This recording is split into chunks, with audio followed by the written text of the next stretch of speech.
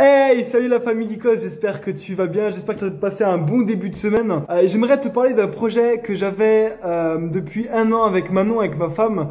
On avait le projet d'acheter une maison. Et alors qu'on a commencé à avoir ce projet, on s'est mis devant la face de Dieu et on a demandé à Dieu, écoute, nous, on n'aimerait plus un appartement, on aimerait acheter une maison. Voici les critères et on a établi une liste de critères à Dieu. Et alors qu'on avait fini cette prière, on a commencé à chercher, on a fait des recherches, on a visité 2-3 maisons, on trouvait rien du tout. Et j'étais sans cesse sur le bon coin en train de chercher. Et j'ai un oncle qui m'a tout d'un coup envoyé une annonce d'une maison que j'avais encore jamais vue sur le bon coin. Ça faisait pourtant un mois et demi qu'elle était dessus. Et alors que je défile les photos, alors que je lis la description de cette maison, tout d'un coup, on s'est retrouvé charmé par cette maison. Donc du coup, j'ai appelé l'agent immobilier. L'agent immobilier, on a convenu d'un rendez-vous. Et lors de cette visite, on a été totalement charmé par cette maison. Et donc du coup, forcément, lorsque tu vas acheter une maison, tu dois faire une proposition, tu dois faire une offre à ce niveau-là. Et on avait prié le Seigneur, on a dit ok, si c'est ta volonté, alors on arrivera à la baisser de 10%.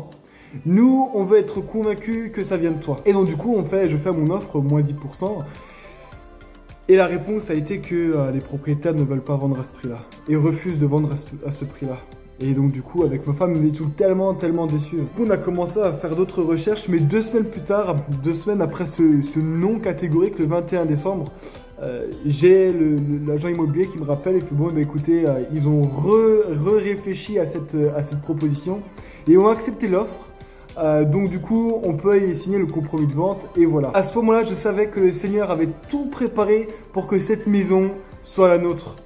Comme si tout d'un coup, le Seigneur avait envie de me faire juste plaisir, juste pour moi, plaisir de chez plaisir.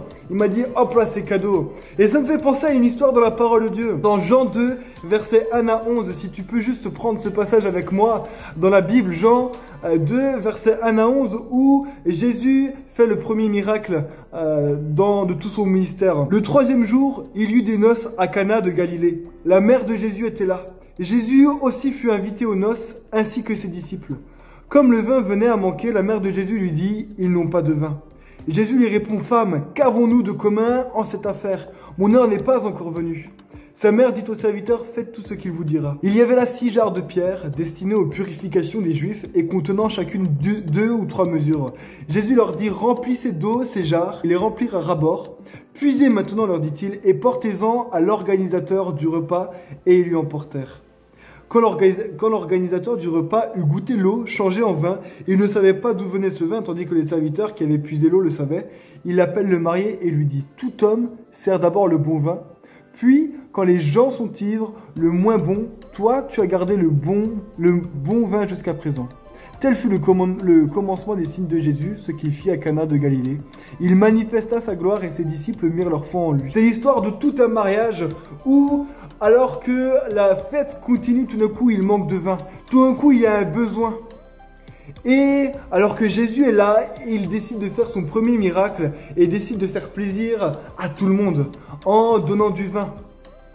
Il a tout d'un coup offert du vin pour toute l'assemblée, pour toutes les personnes qui étaient là. Pourquoi? Parce que Jésus prend plaisir à faire plaisir. Il prend plaisir à faire plaisir, il aime ça. Il aime vraiment ça. Et la deuxième chose, c'est que non seulement il s'attendait à du vin, mais le miracle, c'est que c'est pas seulement du vin, c'est du bon vin, bien meilleur que celui qu'il y avait avant. Comme si Jésus, il faisait plaisir, mais il fait pas juste plaisir comme on lui demande. Il fait encore plus plaisir que ce qu'on pensait.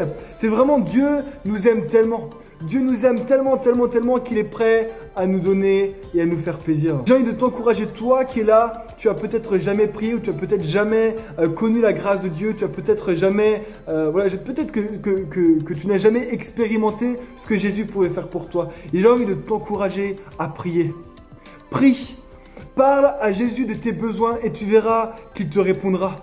car Jésus est tellement bon, je te promets, il est tellement bon, il est excellent. C'est comme un super papa. Normalement, les papas terrestres ici, lorsqu'on lui fait une demande, ils nous donnent généralement parce qu'ils nous aiment. Les papas ici nous aiment. Alors notre Dieu, qui est notre papa céleste, a combien plus forte raison, il a envie de te faire plaisir, il a envie de te donner des fois ce que ton cœur désire.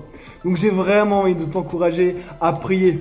Voilà, bah écoute, je te souhaite une très très bonne semaine, je te kiffe, à plus.